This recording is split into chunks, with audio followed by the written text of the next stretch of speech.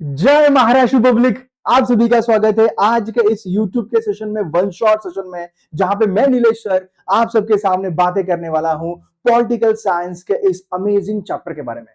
क्योंकि ये पहला चैप्टर है क्लास 10th के लिए पॉलिटिकल साइंस का। And I want you to tell you very important thing कि लास्ट ईयर हमने बात करी पूरे इंडिया के इंटरनेशनल रिलेशन के बारे में। इंडिया कैसे रिलेशन मेंटेन करता है, डिफेंस स्ट्रेटेजीज किस तरह से होती है, देन यूनाइटेड नेशंस काम किस तरह से करता है, इंटरनेशनली प्रॉब्लम्स क्या है।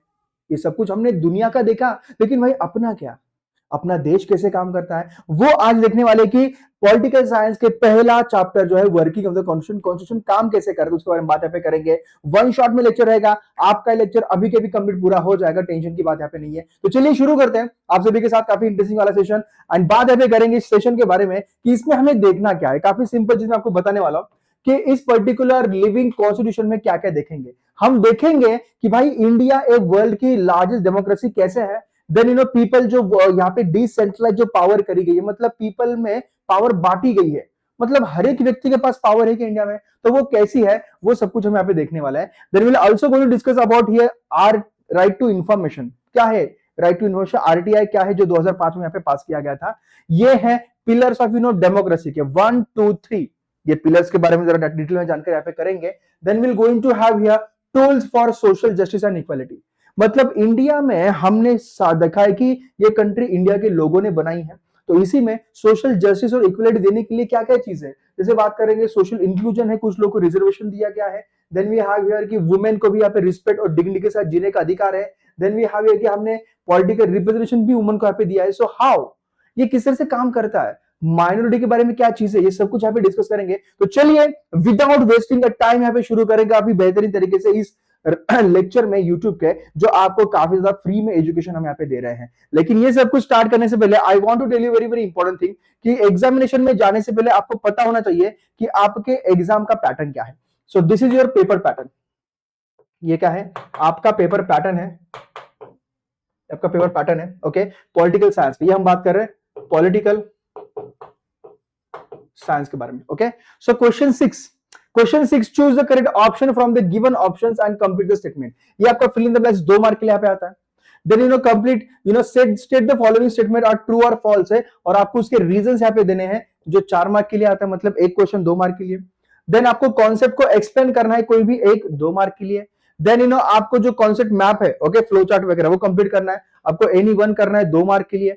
And answer in brief 30 to 40 words में आपको आंसर लिखना है, वो आपको 2 मार्क की। तो टोटल ये जो है ये 12 मार्क्स के लिए आपको यहाँ पे चीजें आएंगी। सो this is really really important thing. ये सारी चीजें मैटर करती है, ये सारे जो मार्क्स है काफी मैटर करती है, क्योंकि हिस्ट्री में आपको 28 मार्क्स का आता है 9 चैप्टर, और यहाँ पे टोटल चैप्टर्स कितने, total 5 chapters we have here.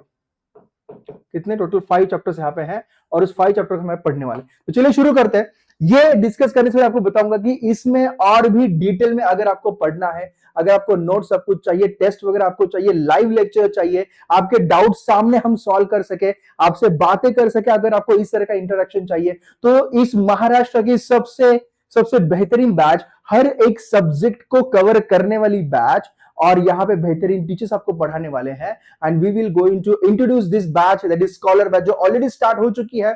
इसमें आपको प्राइम जो बैच है, जिसमें लाइव लेक्चर्स मिलेगा, सारे सब्जेक्ट आपको मिलेंगे, डाउट्स मिलेगा, नोट्स मिलेंगे, टेस्ट मिलेंगे, ये मिलेगा आपको 2999 में। सबसे कम प्राइस में महाराष्ट्र में आपको ये मिल रहा है, कहीं पर भी नहीं। और प्राइम कवर की बात अगर यहाँ पे करेंगे, इसमें आपको 4 बुक्स मिलेंगे, उस बुक्स के साथ आपको मैथ्स और साइंस के बुक्स मिलेंगे, and it will going to cost you 3599। ये एनरोल अभी करो, डिस्क्रिप्शन में इसके सारे लिंक्स दिए हुए हैं, and it will going to be really great batch for all of you. तो आई वांट कि भाई स्कॉलर में आना, लाइव पढ़ेंगे, लाइव डॉट सॉल्व करेंगे, और स्कॉलर बन के आगे निकलेंगे, और रिजल्ट सेलिब्रेशन में धूम मचाएंगे। चलिए चलते हैं आगे। सारे टीचर्स यहाँ पे आप सबके बात ये पता है। ओके, अब वर्किंग ऑफ द कॉन्स्टिट्यूशन क्या है, मतलब संविधान काम कैसे करता है। ओके, तो वही बातें हम यहाँ पे करने वाले कि इंडिया में संविधान, मतलब इंडिया एक डेमोक्रेटिक कंट्री। इंडिया क्या है, India is a democratic country, ये बात आपको सबको पता है ना।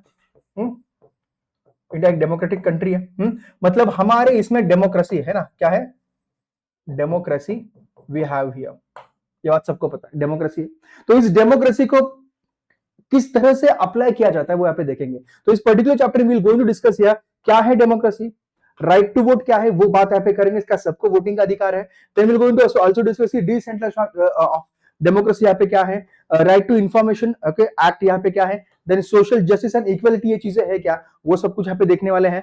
Then will going to have here policy of reservation of seats क्या है, देन प्रोविजन फॉर माइनॉरिटीज क्या है, laws leading to the women and provision for representation, यहाँ पे बातें क्या है, एससी एसटी एक्ट के लिए क्या यहाँ पे प्रोविजन बनाया गया, एंड रोल ऑफ जुडिशरी यहाँ पे क्या है, वो सब कुछ बातें हम यहाँ पे डिस्कस करने वाले। तो चलिए स्टार्ट करते हैं आप सभी के साथ काफी इंटरेस्टिंग तरीके से, ज्यादा टाइम आपका लेंगे नहीं, and will going to have the very important session. ये हुआ था, हमने डिक्लेयर किया था, we declare India as a republic, हमने इंडिया को रिपब्लिक डिक्लेयर किया, मतलब क्या, प्रजासत्ताक। अब ये प्रजा की सत्ता यहां पे है, okay, people will going to, okay, people's rule, हमने क्या किया, इसे कहते हैं पीपल्स रूल। मतलब अब यहाँ पे किसी अंग्रेज की नहीं, किसी राजा की नहीं, यहाँ पे लोगों का अधिकार होगा।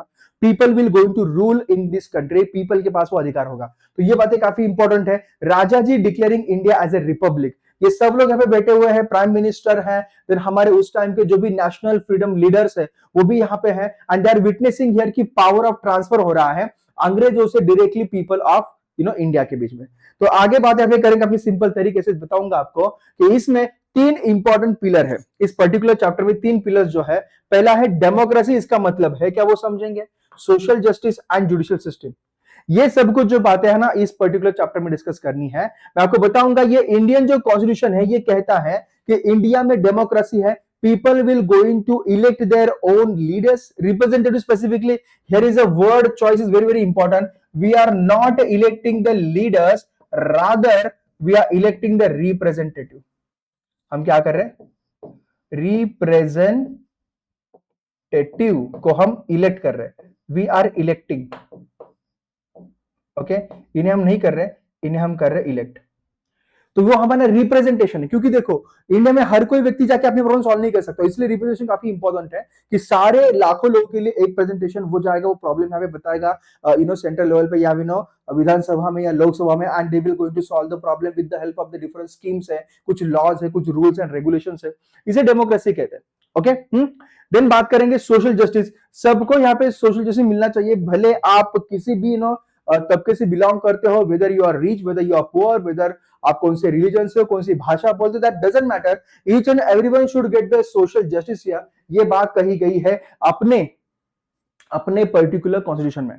देन जुडिशियल सिस्टम ये कहता है कि हर एक को, जुडिशियल सिस्टम क्या करता है, अपने देश के लोगों के अधिकारों की रक्षा करता है, जुडिशियल सिस्टम प्रोटेक्ट करता है अपना सॉवरेन नेचर जो है, मतलब क्या, हम एक सार्वभौम कंट्री है, सॉवरेन मतलब क्या कि हम जो है किसी और की सुन के हमारे कंट्री में बिहेवियर नहीं करेंगे, किसी और की सुन के हमारे यहाँ पे रूल्स एंड रेगुलेशन चेंज नहीं करेंगे, we have our own constitution, we have our own country, इस जियोग्राफिकल बाउंड्री में हम डिसाइड करेंगे क्या चलेगा क्या नहीं चलेगा। Okay, will going to have the next one here, ये यहाँ पे दिया गया, ये कुछ इंपॉर्टेंट पॉइंट्स है जो हम स्टार्टिंग में डिस्कस करने वाले हैं। पहला कि पॉलिटिकल मैच्योरिटी क्या है, ये आपको कीवर्ड्स है, these keywords will going to help you a lot in the examination, keywords आपको कहां हेल्प करेंगे, आपको हेल्प करेंगे एग्जाम में।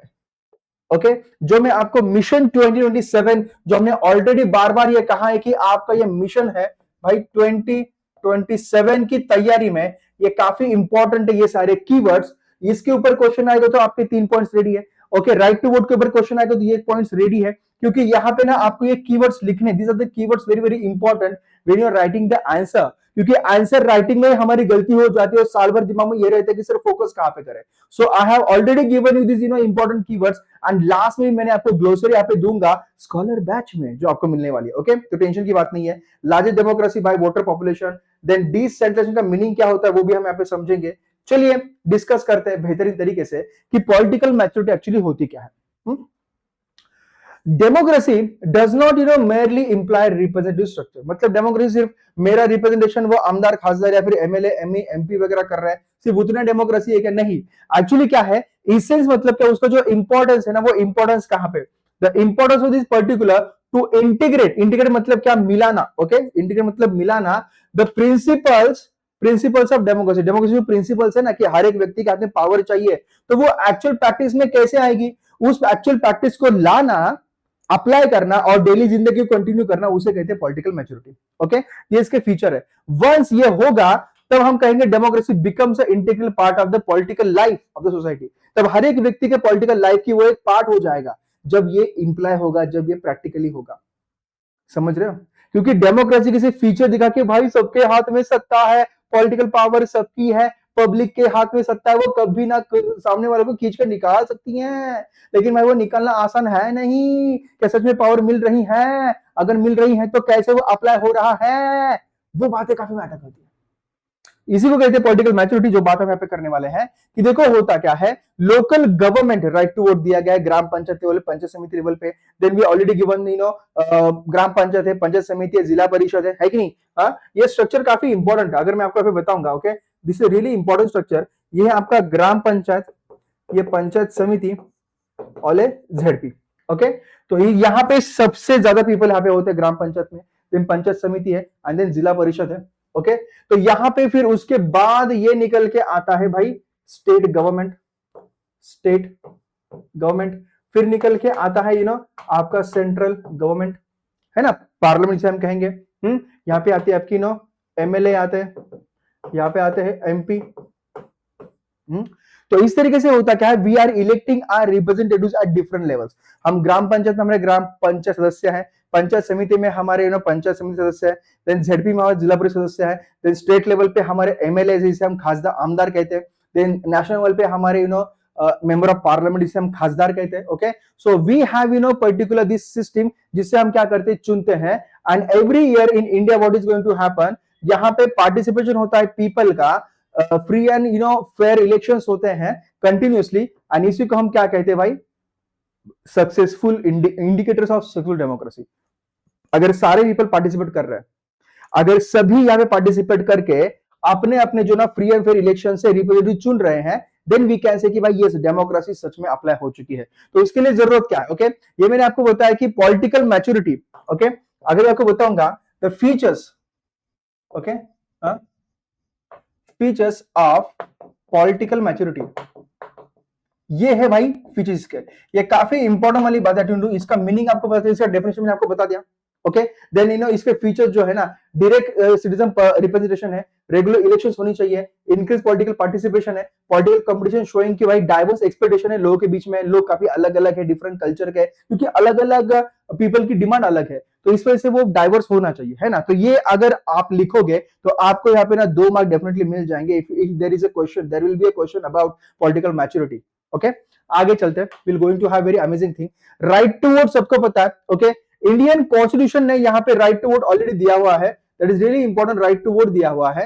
एंड फॉर अडल्ट, अब अडल्ट क्या, प्री इंडिपेंडेंस में पहला जो था ना, पहले 21 ईयर से जो ऊपर है उन्हें राइट टू वोट था। लेकिन आफ्टर हमने मतलब हम बात कर रहे हैं प्री इंडिपेंडेंस के पीरियड में किसी को भी राइट टू वोट नहीं था, सिर्फ ओनली पीपल जो अमीर हैं, जो पढ़े लिखे हैं, या फिर जो मेल है, ओके, पुरुष है, उनको अधिकार था। लेकिन इंडिपेंडेंस के बाद हमने पूरा चेंज कर दिया। ओके, ऑल सच प्रोविजंस हमने कैंसिल कर दी है। And what we have done, we have guaranteed जो भी सारे अडल्ट्स है, जो भी 21 ईयर्स के अबो है, हमने उन्हें राइट टू वोट दे दिया। इसी के लिए तो झगड़ा चल रहा था, इसी के लिए तो लड़ाई चल रही थी कि हमें हमारे कंट्री में कुछ कहने का मौका नहीं मिल रहा है। सो ये मौका हमने फाइनली दे दिया यहाँ पे। ये काफी इंपॉर्टेंट वाली बातें थी। रिस्ट्रक्चर के रिस्ट्रिक्शंस एग्जिस्टेड थे। ओके, जिनके पास क्वालिफिकेशन है, प्रॉपर्टी, वही राइट टू वोट यहाँ पे करेंगे। जो पीपल है, जो गरीब है, जो अमीर नहीं, उनको राइट टू वोट नहीं था। लेकिन we have change, all restrictions have been removed. Okay, and सबको अब अधिकार है राइट टू वोट का, सबको अब अधिकार है मतदान का। अब गरीब हो, अमीर हो, पढ़े लिखे हो, that doesn't going to matter here, you will get the right to vote here. ये राइट टू वोट के बारे में अगर आपको शॉर्ट नोट आती है तो नोट में आप ये फीचर लिखोगे, कॉन्स्टिट्यूशन प्रोविजन क्या कहा गया था, इसके की फीचर्स क्या है और इसका इंपैक्ट क्या हुआ है। 21 से हमने 18 ईयर से किया, ये इससे क्या हुआ पता है? ओके, लार्ज वोटिंग पॉपुलेशन बनी, लार्ज वोटिंग पॉपुलेशन यहाँ पे बनी। और उस पॉपुलेशन से क्या चीजें पता है? ओके, उस पॉपुलेशन से यहाँ पे सबसे ज्यादा वोट करने वाले, and then we came to know as largest democracy in the world, largest democracy in the world हम बन गए, क्योंकि सबसे ज्यादा वोट करने पॉपुलेशन यहाँ पे बनी हमारे यहाँ पे, है कि नहीं? देन अब ये डिसेंट्रलाइजेशन होता क्या? देखो, सेंट्रलाइज मतलब क्या कि एक ही जगह पे जो पावर है वो एक्यूमुलेटेड, एक ही जगह पे क्या है, पावर एक्यूमुलेटेड है ना। सब जो डिसीजन है यहीं पे लिए जा रहे हैं यहाँ पे सेंट्रल में। तो यहाँ पे हुआ क्या, तो इससे होता क्या है, कभी कभी ये जो सेंट्रल ऑफ जो पावर है ये क्या मिसयूज कर सकती है of the power and also creates opportunities. अगर सब कुछ सेंट्रल गवर्नमेंट के हाथ में है तो कुछ ना कुछ चीजें बिगड़ सकती है ना। तो इसलिए पावर जो है ना यहां से डिवाइड कर दी गई। कैसे डिवाइड कर दी गई? सेंट्रल गवर्नमेंट रखी नहीं, पावर डिवाइड कर दी गई स्टेट्स में, जिला परिषद में, पंचायत समिति में एंड ग्राम पंचायत में, सो दैट पीपल वहां पे वो काम करे। और ये हमारे संविधान में लिखा हुआ है कि directive principles of state policy में क्या लिखा हुआ है कि you need to decentralize the power, एक के हाथ में पावर मत रखो, उसे डिस्ट्रीब्यूट करो। And one such important provision is regarding regarding empowering the local self government, make genuine democratic governance a reality। ये बातें यहां पे कही गई है। तो डिसेंट्रलाइजेशन में क्या? डिस्ट्रीब्यूट करना पावर को टू प्रिवेंट मिसयूज। अगर मेरे हाथ में सब कुछ पावर रहेगी, मैं कुछ भी उसका यूज कर सकता हूं, इसलिए सिर्फ मेरे हाथ में पावर ना रहे, लोगों के हाथ में पावर रहे। ये बात यहां पे करेगी, उसे कहते हैं decentralization of decentralization of power. Then 73rd और 74th अमेंडमेंट से हमने यहां पे क्या किया? हमने यहां पे कॉन्स्टिट्यूशनल स्टेटस दिया लोकल सेल्फ गवर्नेंस को। पहले हमने दिया यहां पे रूरल को एंड अर्बन एरिया को, समझ रहे हो? Urban and rural area. Okay, we have given उनको स्टेटस दिया, तब जाके पे म्युनिसिपल कॉर्पोरेशन की इलेक्शंस होती है। ओके, हाँ, म्युनिसिपल काउंसिल की इलेक्शंस होती है, ग्राम पंचायत की इलेक्शंस होती है, पंचायत समिति होती है तहसील लेवल पे, एंड जिला परिषद की इलेक्शन होती है जिला परिषद जिला लेवल पे। ये काफी इंपॉर्टेंट, इसका इंपैक्ट ये रहा कि बहुत सारे लोग यहाँ पे पार्टिसिपेट करने लग गए, कॉन्सेंट्रेशन ऑफ पावर रिड्यूस हुआ एंड सब लोग यहाँ पे रिप्रेजेंटेशन मिलने लगा एंड लोग असल में पॉलिटिक्स के बारे में बातें, अपने अधिकारों के बारे में बातें यहाँ पे करने लग गए। ये काफी इंपॉर्टेंट है। अब बात आती है अधिकारों की बात। अगर ये देश आपका है, ये संविधान आपका है, पैसे आपके हैं, टैक्स आपका है, आपके टैक्स के ऊपर सब चीज यहाँ पे चल रही है, तो वो पैसे कहां पे खर्च हो रहे हैं, कौन सी स्कीम्स लाई जा रही हैं, कौन सी नहीं, कितनी इंप्लीमेंट हो चुकी है, ये जानने का आपको अधिकार है और जो संविधान ने आपको दिया है। तो आरटीआई का जो एक्ट है 2005 में ये इंप्लीमेंट यहाँ पे करा गया, जिससे क्या सिटीजन एम्पावरमेंट, ये काफी एसेंशियल कंडीशन अभी बन गई। मतलब क्या? ओके, कि सिटीजन को एम्पावरमेंट करना है। अगर सिटीजन के पास अधिकार आ जाएंगे तो भाई डेमोक्रेसी काफी आगे जाएगी, पावरफुल होगी। इसलिए we have given the empowerment की चाबी हमने दी हर एक सिटीजन को, जो यहाँ पे स्ट्रॉन्ग डेमोक्रेसी का ताला खोल सके और हम आगे जाके अच्छी डेमोक्रेसी बना सके। व्हाट वी हैव गिवन, तो what we have given, citizen participation laws में, पॉलिसीज में इंपॉर्टेंट है। क्वेश्चन पूछने वाला अगर कोई होगा तब जाके हम काम करेंगे। तो यहाँ पे कम्युनिटी सेंटर में जो क्वेश्चन पूछे जा रहे हैं कि भाई काम कैसे हो रहा है, क्या चीजें हो रही है, सजेशन अगर मांगे जा रहे हैं, अगर पब्लिक से, तो पब्लिक अगर बातें कर रही है तो ये काफी इंपॉर्टेंट वाली बात है। लेकिन वो रास्ता तो ओपन होना चाहिए पब्लिक को बात करने के लिए। रास्ता अगर ओपन तो पब्लिक बात करेगी, अगर नहीं तो फिर मुश्किल वाली बात है। तो हमने अपॉर्चुनिटी यहाँ पे क्रिएट यहाँ पे करी, जिससे डायरेक्ट इंटरेक्शन जो है between the citizens and the government के जो एजेंट्स है, गवर्नमेंट के जो रिप्रेजेंटेटिव्स है, उनके बीच में कनेक्शन होने लगा एंड देन एक अच्छी पॉलिसी बाहर निकल के आई। तो ये हमने उसे दिया राइट टू इंफॉर्मेशन की, हम भी बात कर सके, हम भी कम्युनिकेशन कर सके एंड इंक्रीज कम्युनिकेशन। उससे हुआ कि सिटीजन और गवर्नमेंट के बीच में जब कम्युनिकेशन होता है, जब अकाउंटेबिलिटी एंड रिस्पॉन्सिबिलिटी आती है, तब यहाँ पे होता है कि ओपन डायलॉग जब होगा तो दोनों के बीच का रिलेशनशिप क्या होगा, अच्छा होगा। लेकिन अगर ओपन कॉन्टेक्ट है नहीं है, ओपन डायलॉग है नहीं, तो फिर एक ना मतलब एक मिसट्रस्ट बनता है। तो वो मिसट्रस्ट को खत्म करने के लिए आरटीआई लाया गया। तो सिटीजंस के राइट टू नो क्या है, functioning of the government, government कैसे फंक्शन कर रही है, प्रोजेक्ट कैसे चल रहा है, खर्चा कहां पे किया जा रहा है, डिसीजन कौन सा लिया जा रहा है, और कौन सा ऑफिशियल डॉक्यूमेंट अगर मुझे चाहिए तो वो मुझे मिलना चाहिए, क्योंकि भाई मैं नागरिक हूं, मेरे हाथ में सत्ता, तो you need to provide that particular document to me and ये सारी इंफॉर्मेशन मुझे मिलनी चाहिए। इसके लिए ये लॉ बनाया गया, इसके लिए ये एक्ट बनाया गया, जिसका नाम है राइट टू इंफॉर्मेशन एक्ट 2005 की ये बात है। आपको ये अधिकार है। ओके, हाँ, और इससे ट्रांसपेरेंट एंड अकाउंटेबल गवर्नमेंट हमें बनाया गया। देखो, सिटीजन को एम्पावर करना, ट्रांसपेरेंसी इंपॉर्टेंट कीवर्ड है। सीक्रेसी को रिड्यूस करना, भाई गवर्नमेंट आपका है तो सीक्रेसी रखनी क्यों है, ज्यादा सीक्रेसी मत रखो। हाँ, काफी इंपॉर्टेंट, अब न्यूक्लियर वेपन्स कहां पे रखे ये तो नहीं बता सकते है ना, वो तो सीक्रेट है, देश का एसेट है। लेकिन हाँ, जो रोजमर्रा की जो काम है उसमें तो रिड्यूस आपकी सीक्रेसी होनी चाहिए। भाई सीक्रेसी को रिड्यूस करो, खुले आम काम करो, प्रॉब्लम क्या है ना। ये बातें यहाँ पे कही गई। ओके, ट्रस्ट यहाँ पे बिल्डअप यहाँ पे हुआ। तो ये इंपॉर्टेंट बातें आती है टू अंडरस्टैंड हियर। अब rights based approach, in the decades after the independence progress हुआ, डेवलपमेंट हुआ, है कि नहीं, towards more and more decentralization. However in this process what happened, the citizens were considered as beneficiary, मतलब उनको लाभ मिल रहा है, वो लाभार्थी है। क्या कहा जाने लगा, भाई तुमको लाभ मिल रहा है इन सारी चीजों का। अरे भाई हम भीख नहीं मांग रहे, हमें लाभ नहीं चाहिए। वी आर, ये हमारा है, हमारा अधिकार है, हम लाभार्थी क्या भाई, this is our right to get the basic amenities, ये हमारा अधिकार है। अच्छे रास्ते, अच्छा खाना, अच्छा पानी, अच्छा एजुकेशन, अच्छा हेल्थ, अच्छे कपड़े, अच्छा घर, ये हमारा अधिकार है। These are the basic necessities जो है ये हमें मिलनी चाहिए। अगर आप नहीं दे रहे हो, कहीं ना कहीं गवर्नमेंट जो है इफिशिएंटली काम नहीं कर रही है, ये इसका अर्थ होता है। तो in your opinion how will this approach change? चलो बात करते हैं, do you think that citizens in India should have the right to employment? हाँ भाई होना चाहिए, क्योंकि अगर एम्प्लॉयमेंट होगा तब जाके पैसा कमाएंगे, तब जाके घर चलेगा। ये काफी इंपॉर्टेंट वाली बात है। Then according to you, if everyone gets the right to shelter, how will it affect democracy in India? ये डेमोक्रेसी को अफेक्ट कैसे करेगा, ये बात आपको पता होनी चाहिए, है कि नहीं? हाँ, ये काफी इंपॉर्टेंट वाली चीज है। तो ये कैसा होगा अगर सबको घर मिलेगा, सबको खेलने के लिए मिलेगा, सबको सारे बेसिक नीड्स कंप्लीट हो जाएंगे, तो भाई ना ही कोई वहां पे कोई क्राइम वगैरह होंगे, क्रिमिनल रेट्स वगैरह वो भी काफी कम होते चले जाएंगे। ये कॉन्सेप्ट मैंने आपको यहाँ पे दी है इस माइंड मैप में। These are the mind maps are the की।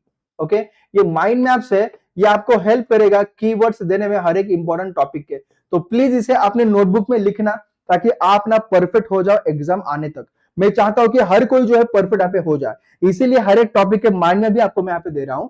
अब बात करते हैं सोशल जस्टिस के बारे में। क्या है सोशल जस्टिस? सोशल जस्टिस एक काफी इंपॉर्टेंट चीज है that you need to understand here. ये काफी बेहतरीन है क्योंकि इसमें इक्वलिटी के बारे में बात यहाँ पे करी गई है। ओके, ये important objectives of our constitution भी यहाँ पे है कि नहीं?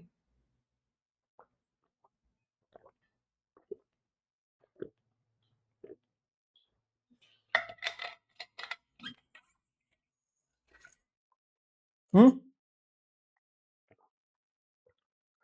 अब देखना, कॉन्स्टिट्यूशन ने ये कहा है कि सोसाइटी में जो डाइवर्सिटी है ना, वो सब लोग एक ही है, मतलब उनमें कोई डिफरेंस नहीं होना चाहिए। ओके, तो social justice and equality are the important objectives of our constitution, and constitution has given the guidelines to establish a new society based on these two values.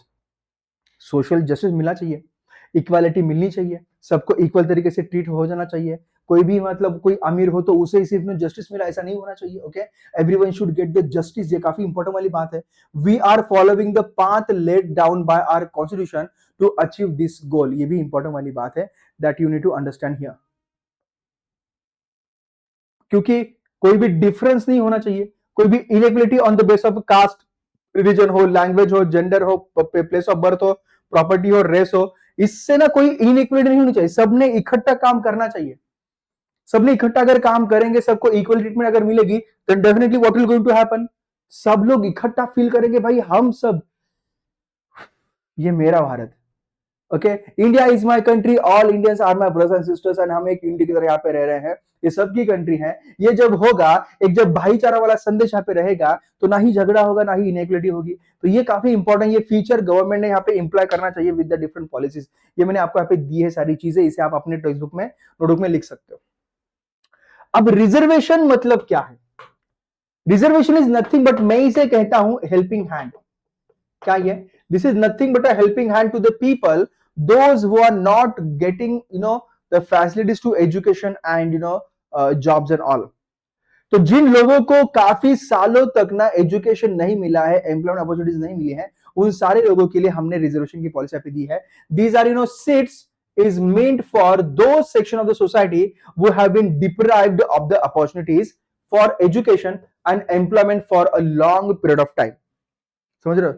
Accordingly, in educational institutions and in government services, some seats are kept reserved. हमने करी है schedule caste के लिए और schedule tribes के लिए। अब क्या आप कहोगे क्यों सर, इनको ही क्यों? क्योंकि भाई इन्हें हजारों सालों तक, काफी सैकड़ों सालों तक ना ही इन्हें एजुकेशन दिया गया, ना ही इन्हें बेटर एम्प्लॉयमेंट अपॉर्चुनिटी दी गई, ना ही इन्हें जो वर्ण व्यवस्था में इन्हें हमेशा नीचे रखा गया, ताकि इनको पैसा कमाने का चांस ना मिले, इनको जमीन ना मिले, इनको पैसा ना मिले, ये ट्रेड से आगे ना जाए, उनको एजुकेशन ना मिले, कभी ये बड़े ना बने। That's why we need to give the helping hand to this people, so that सब तरफ इक्वालिटी हो। क्योंकि अब जो कंट्री चल रही है वो संविधान के ऊपर चल रही है, ना ही किसी वर्ण व्यवस्था के ऊपर। हम अपने ही लोगों को कब तक गरीब रखेंगे? तो उन्हें वंचित रखने के बजाय हम उन्हें आगे लेके आ गए। SC, ST and OBC, these are the people we have given them this right to vote. Okay, देखो काफी इंपॉर्टेंट वाली बात है, मतलब रिजर्वेशन दिया।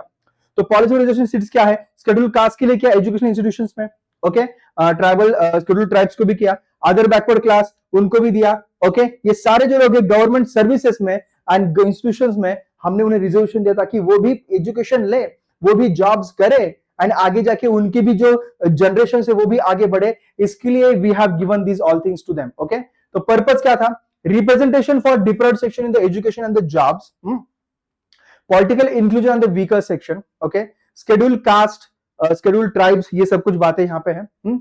अब वुमेन को पॉलिटिकल रिप्रेजेंटेशन की बात है, देखो होता क्या है, अगर हम देखें अपने इंडिया में लगभग ना 48% पॉपुलेशन है वुमेन की, कितनी पॉपुलेशन, 48% है ना, कितनी है, 40% है। So inadequate representation and the global efforts जो है ये काफी इंपॉर्टेंट है। मेनी कंट्रीज में क्या हो रहा है, वुमेन को रिप्रेजेंट देने के लिए काफी स्कीम चलाई जा रही है, काफी आगे चीजें हो रही है। And constitutional changes and Maharashtra progress, मतलब हमने 33% रिजर्वेशन जो है हमने दिया हुआ है, किसमें, 73 74 अमेंडमेंट्स है लोकल इंस्टीट्यूशंस में, मतलब ग्राम पंचायत में, पंचायत समिति में, जिला परिषद में, है ना। महाराष्ट्र ने तो 50% दिया है, कितना दिया, 50%, महाराष्ट्र हैज गिवन द 50%, है ना। तो ये सपोर्ट अगर वुमन को मिलेगा तो ज्यादा फायदा होगा, उन्हें एक एनवायरमेंट मिलेगा एंड दे विल फील कि हम भी हिस्सा है इस पर्टिकुलर कंट्री का। So protection, dignity, inclusivity in the democracy काफी इंपॉर्टेंट है। देन अगर बात करते हैं institutional support for women, women को इंस्टीट्यूशनल सपोर्ट मिलना चाहिए, ओके, इसलिए हमने नेशनल लेवल पे नेशनल कमीशन ऑफ वुमेन बनाई, हर एक स्टेट में हमने स्टेट वुमेन कमीशन बनाई ताकि उस स्टेट में और नेशनल लेवल पे जो भी वुमेन्स के इश्यूज है, कुछ अन्याय के हो, कुछ अत्याचार के हो, कुछ इनइक्वलिटी के हो, कुछ इनजस्टिस के हो, उनको एक स्टेज हमने यहाँ पे दिया so that women can raise their voice. ये भी काफी इंपॉर्टेंट वाली बात है। अब हमारे समाज में थी हम कहेंगे कास्ट सिस्टम, क्या थी, कास्ट सिस्टम, है ना। हम कहेंगे ये, पहले तो हम कहेंगे varna system, okay, varna system,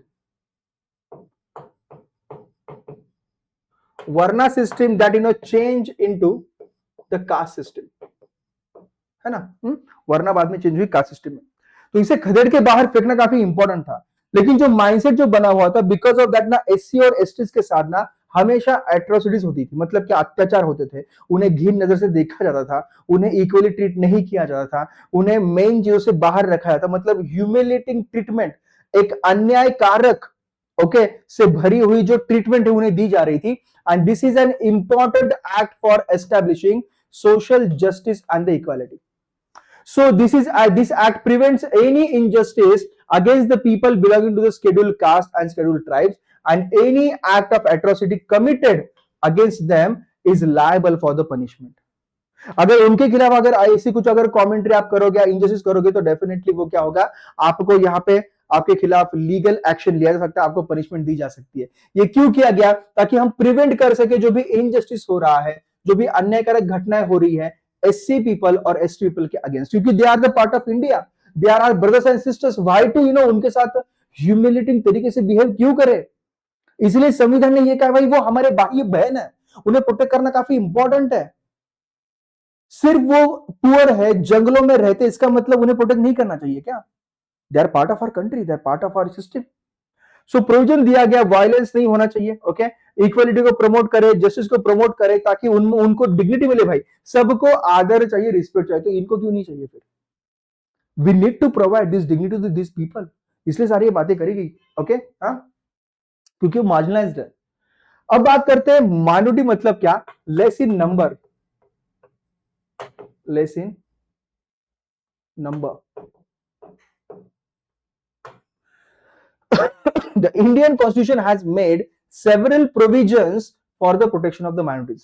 कुछ provisions करे गए, क्या provisions करे गए, चलो यहाँ पे देखते हैं, okay, कि the government has adopted several policies for minorities to provide them opportunities for education and the employment.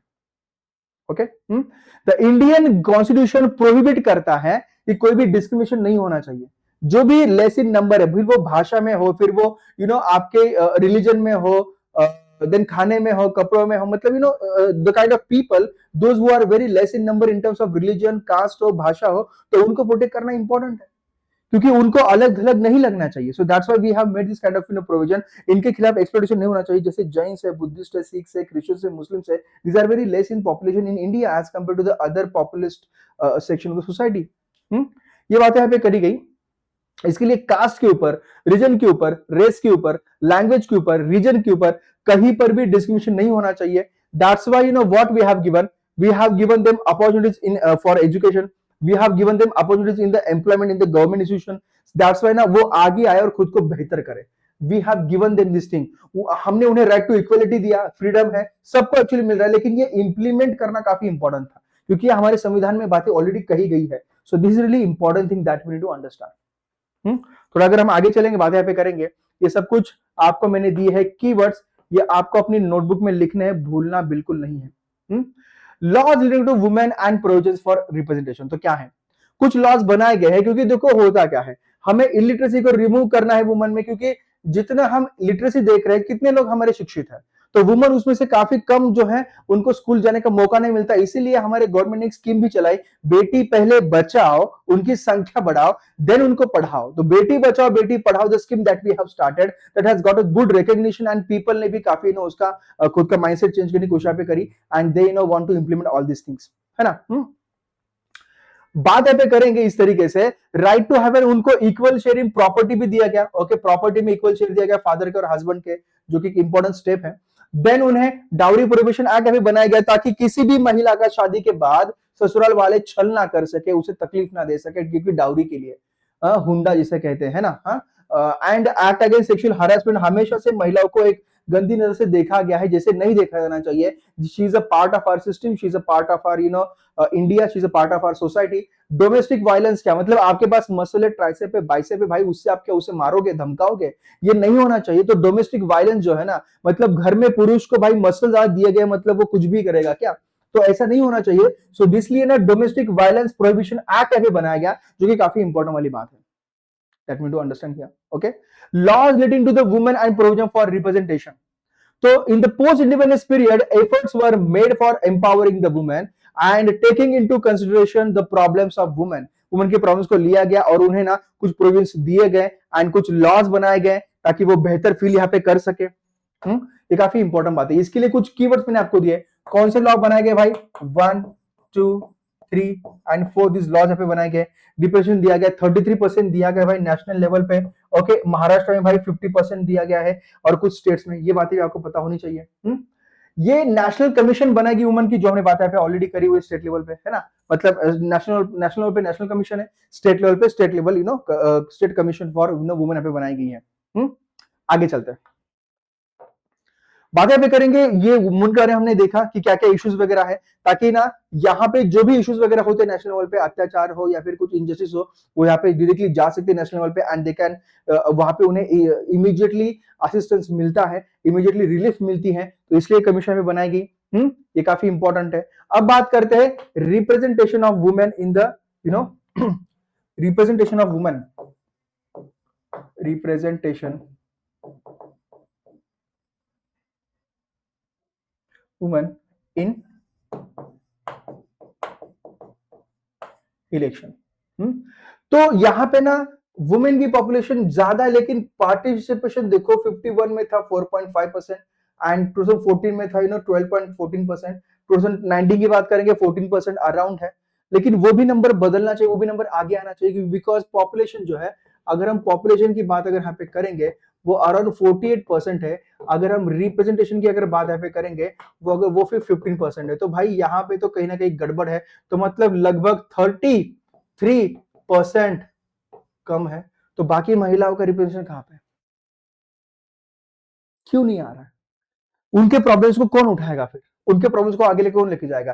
That's why we need reservation here, that's why we need to promote the womens here at the national level. ये काफी important वाली बात है, that we need to understand here. Okay, judiciary एक protector, मैं कहूंगा इसे एक इंपॉर्टेंट वर्ड देखो, काफी सिंपल है. इसे कहते हैं गार्डियन ऑफ द कॉन्स्टिट्यूशन. क्या कहते हैं, guardian of the constitution. Okay, ये काफी इंपॉर्टेंट वाली बात है. Okay, judiciary in India has played an important role in strengthening democracy and helping to make towards achieving the objectives of social justice and equality. ये काफी important वाली बात है। हमेशा से जुडिशरी ने काम किया है कि सोसाइटी में किसी किसी के साथ ना अन्याय नहीं होना चाहिए, इनइक्वालिटी नहीं होनी चाहिए, इनजस्टिस नहीं होना चाहिए। While interpreting the provisions for the of the constitution, judiciary has always taken into consideration. Judiciary ने हमेशा पे काम किया है और इन सारी चीजों को ना निकालने की कोशिश पे हमेशा करी हुई है।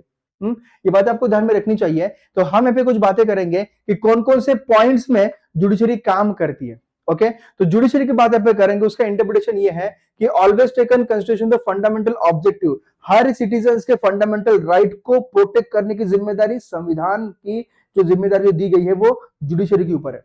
संविधान में जितनी भी बातें कही गई है उन सबको प्रोटेक्ट करना ये जुडिशरी का काम है। और जुडिशरी ये नहीं कर रही है, जुडिशरी कर रही है एक्चुअली, अगर ये नहीं कर रही तो भी तो अलग बात है, लेकिन वो हो रहा है। जैसे सोशल जस्टिस और इक्विटी को प्रोटेक्ट करना, डेमोक्रेसी को स्ट्रेंथन करना एंड अपहोल्ड करना फंडामेंटल ऑब्जेक्टिव को, ये प्राइमरी वर्क फीचर है जुडिशरी का, जो काफी सालों से बेहतरीन तरीके से जुडिशरी यहाँ पे कर रही है। ओके, जो मैं आपको बता रहा हूं यहाँ पे।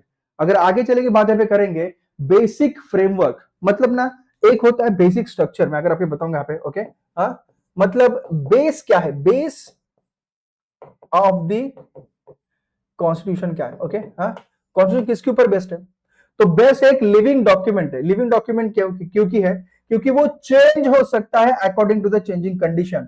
1947 में जो रूल्स थे, क्या वो 2026 में कुछ रूल्स अप्लाई होंगे? Some of the rules, some of the situation has changed, situation बदल चुकी है, आईटी आ चुकी है, एआई आ चुका है, बायोमेट्रिक आ चुका है, there are so many things have changed, and because of that we need to change the rules and regulation as well. We need to change some of the things given in the constitution.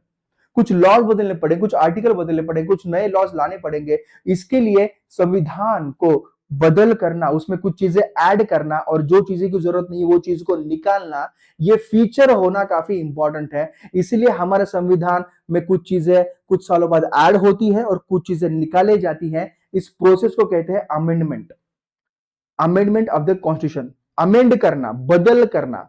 Okay, और ये बदल हमेशा होता रहता है, कभी निकालना, कभी इंक्लूड करना, ये सारी जो बातें हैं उसे हम कहते हैं। इस फीचर की वजह से हमारा संविधान एक लिविंग डॉक्यूमेंट बनता है, वो कभी एक जैसा नहीं रहता, उसमें हमेशा अकॉर्डिंग टू द सिचुएशन बदल होते रहते, चेंज होता रहता है। Okay, and judiciary have accepted कि ये पावर जो है ना पार्लियामेंट के पास है, एंड पार्लियामेंट के पास ही अधिकार है कि वो संविधान को बदल सकते हैं, क्योंकि पार्लियामेंट में एमपीज है, एमपीज को इलेक्ट किया गया है bye the people of India, तो असल में पावर पीपल के पास है। And the judiciary has taken a stand, okay, has taken a stand, काफी इंपोर्टेंट वाली बात है, taken a stand that parliament while amending the constitution. Judiciary ने कहा कि देखो पार्लियामेंट तुम्हारे पास पावर है, लेकिन तुम्हारे पास पावर है इसका मतलब ये नहीं कि तुम कुछ भी करो। तुम पावर का इस्तेमाल कर सकते हो, लेकिन तुम बेसिक स्ट्रक्चर को हला नहीं सकते, बेसिक स्ट्रक्चर को तुम यहाँ पे खत्म नहीं कर सकते। अब ये बेसिक स्ट्रक्चर है क्या? तुम कुछ भी करो, कुछ भी लॉ लगाओ, कुछ भी निकालो, कुछ भी डालो, लेकिन ना बेसिक फ्रेमवर्क को तुम हाथ नहीं लगा सकते। तो बेसिक फ्रेमवर्क क्या है? ये बेसिक फ्रेमवर्क है मेरे भाई, ये इंडिया का कॉन्स्टिट्यूशन काफी लिविंग है, बेसिक स्ट्रक्चर को तुम हाथ नहीं लगा सकते। तो बेसिक स्ट्रक्चर में आपको बताता हूं काफी सिंपल तरीके से, ये है Republican and democratic form government. हमारा गवर्नमेंट जो रिपब्लिकन है, मतलब पीपल के हाथ में सत्ता है। डेमोक्रेसी मतलब पीपल इलेक्ट करते हैं अपने लीडर्स को, ये तुम बदल नहीं, अपने रिप्रेजेंटेटिव को ये तुम बदल नहीं सकते, elected representative by the people. Then federal structure मतलब सेंट्रल गवर्नमेंट और स्टेट गवर्नमेंट, ये जो फॉर्मूला है इसे तुम नहीं बदल सकते, इस स्ट्रक्चर को तुम नहीं बदल सकते। यूनिटी एंड इंटीग्रिटी को हम प्रमोट करते तो इसे तुम नहीं बदल, वन नेशन शेयर्ड वैल्यूज, इसे तुम बदल नहीं सकते। शेयर्ड वैल्यूज मतलब क्या? अलग अलग वैल्यूज है, अब एक ही वैल्यू पूरे कंट्री के नहीं लगा सकते। नेशन एक हो सकता है लेकिन value should be different. Okay, sovereignty of the nation, sovereignty of the nation मतलब देश अखंड होना चाहिए, देश के निर्णय देश में लेने चाहिए, किसी और कंट्री का प्रभाव नहीं होना चाहिए। सेक्युलरिज्म, सारे धर्मों को एक जैसे मानना। ओके, किसी धर्म कोई भी धर्म स्टेट का ना हो, स्टेट ने सारे धर्मों को एक साथ ट्रीटमेंट यहाँ पे देनी चाहिए। Equal respect for all religions, constitution is the supreme law, ये बातें काफी इंपॉर्टेंट है जो आपको पता होनी चाहिए। This is the known as a basic structure, और इसे पार्लियामेंट हाथ नहीं लगा सकती, इसको बदला नहीं जा सकता, ये कहा है जुडिशरी ने। ये काफी इंपॉर्टेंट वाली बात है। ओके, ये मैंने आपको बताया कुछ इंपॉर्टेंट जो जुडिशियल डिसीजन, मतलब जो कोर्ट ने जुडिशियल सिस्टम ने जो डिसीजन लिया है, जिसमें चिल्ड्रन के अधिकारों के लिए, प्रोटेक्शन ऑफ ह्यूमन राइट्स के लिए कुछ अधिकार, यहाँ पे कुछ लॉज लिए गए हैं। वुमेन की ऑनर एंड डिग्निटी के लिए, इंडिविजुअल फ्रीडम के लिए, ट्राइबल मूवमेंट एम्पावरमेंट के लिए, है ना। ये बातें बताई गई है। तो क्या बताऊंगा भाई, आपको भी एक अधिकार है, पता है, आपको सोने का अधिकार है। दिल्ली में एक केस हुआ था, दिल्ली में एक केस हुआ था क्या कि जिसमें बातें कही गई थी रात में काफी फटाके बज रहे थे, ओके, तो दिल्ली गवर्नमेंट ने वहां पे कहा कि भाई फटाके बज रहे, उनका अधिकार है, बजा सकते, लेकिन एक व्यक्ति ने वहां पे पीआईएल डाली कि भाई ये फटाके जो बज रहे उसकी आवाज से वजह से मुझे नींद नहीं आ रही है, मेरी जो स्लीप है वो मैं पूरी नहीं कर पा रहा हूं, मेरा राइट टू स्लीप जो है मुझे नहीं मिल रहा है, मुझे नींद नहीं मिल रही है। तो गवर्नमेंट के पास ये गई प्ली, कोर्ट में गया, कोर्ट ने ये कहा कि ये अधिकार है हर एक सिटीजन का, राइट टू लाइफ को पता है आर्टिकल 21, तो राइट टू लाइफ है तो है, उस राइट टू लाइफ के अंदर आपको सोने का भी अधिकार है, राइट टू स्लीप है, इसलिए 10 बजे के बाद कोई फटाके नहीं बजाए जाएंगे। तो अब आपको अगर कोई सोने से रोकेगा तो बोल देना मामे ये मेरे सोने का अधिकार है। हाँ, सुबह स्कूल है, सोने का अधिकार की बात करते हो, रात भर गेम खेलते हो और फिर कहते हो कि सोने का अधिकार है। हाँ भाई, ये नहीं चलेगा। राइट टू स्लीप आपको है, लेकिन इसका मतलब ये नहीं कि उसका आप दुरुपयोग करो। तो भाई इसके लिए आप पीआईएल फाइल कर सकते हो कोर्ट में, पापा के खिलाफ, मम्मी के खिलाफ मत करना लेकिन इंपॉर्टेंट बात ये थी कि आपको सोने का भी अधिकार है। ये बात कही गई जुडिशियरी ने, ये हमेशा सिटीजन के राइट्स को प्रमोट करने की बात यहाँ पे करते हैं। ओके, आगे चलेंगे।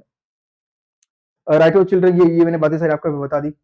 अब बातें यहाँ पे काफी सिंपल तरीके से अगर मैं आपको बताऊंगा कि ये जो है ना ट्रेंडिंग एनालिसिस, ये मैं आपको दे रहा हूं होमवर्क करने के लिए। ओके, मतलब इसको घर पे जाके पढ़ो कि इस पर्टिकुलर चैप्टर से ट्रेंडिंग एनालिसिस होता क्या। Okay, this is the PYQ analysis. Okay, ये होता है पीवाईक्यू एनालिसिस। मतलब प्रीवियस ईयर में क्या क्या क्वेश्चन पूछे गए हैं, इसका वो एनालिसिस है, जो मैं चाहता हूं कि आप ना डाउनलोड करो इस नोट्स को और जानो समझो बूझो कि क्या इस चैप्टर से क्या क्वेश्चन आ चुके हैं, अब तक किस टॉपिक ऊपर फोकस करना है। काफी सारे टोटल 10 टॉपिक्स है, 10 टॉपिक्स में से ज्यादा क्वेश्चन किस टॉपिक पे आ चुके हैं, तो ये मैंने आपको यहाँ पे दिया हुआ है, देखो आप देख सकते हो। ओके, लेकिन ये जो पिटारा है, I want all of you, ये पिटारा ओपन होगा सिर्फ और सिर्फ ना हैकिंग वर्किंग क्वेश्चन, ये मैं चाहता हूं कि आप नोट्स डाउनलोड करो वेदांत के आपके ऊपर जाके और इसे पढ़ो, इसे जानो, इसे समझो, ये सब कुछ और भी डिटेल में स्कॉलर बैच में मिलता है। सो गाइज, ये था आज का सेशन। ओके, ये था आज का session and I want all of you कि फोकस करो। अपने ऑफलाइन सेंटर्स पे भी काफी सारी चीजें होती है, इससे भी बढ़िया पढ़ाई होती है। नहीं, हाँ, नहीं नहीं नहीं नहीं, ओके, हाँ हाँ होती है। तो मैं चाहता हूं कि भाई ऑफलाइन पढ़ने के अपने ही मजे, ऑनलाइन के अपने ही मजे। So I want all of you कि अगर आप ऑफलाइन एडमिशन लेना चाहते हो, these are the centres we have in all over Maharashtra. And अगर बात आप करेंगे, आप चाहते हो कि भाई लास्ट फ्यू सीट्स आपको मिले, ओके, इसके लिए आपको 90% स्कॉलरशिप मिल सकती है, तो वेदांतु लर्निंग सेंटर में अभी जाओ, अपनी बुक करो, सीट स्कॉलरशिप अवेल करो और इतना डिस्काउंट भाई आपको मिल सकता है। ओके, अपनी सारी बैचेस के ऊपर। ओके, ये ऑफलाइन की बात यहाँ पे कर रहा हूं। तो मिलते हैं नेक्स्ट सेशन में। मुझे लगता है कि शायद आपको समझ आया होगा इन सारी चीजों में जो बातें हमने यहाँ पे करी, और जो सर्पस मैंने आपके लिए जो रखा है ट्रेंडिंग एनालिसिस का, वो जरूर जाके नोट्स डाउनलोड करके रीड जरूर करना और मुझे बताना कमेंट सेक्शन में कि कैसे रहा। लेकिन I want all of you कि right down in the comment section कि yes we are ready for the mission 2027 के लिए हम रेडी है and we will going to fight for it. So will meet in the next session guys. So till then please take care of yourself. Tata, bye bye, take care, thank you so much. जय महाराष्ट्र, धन्यवाद, bye bye.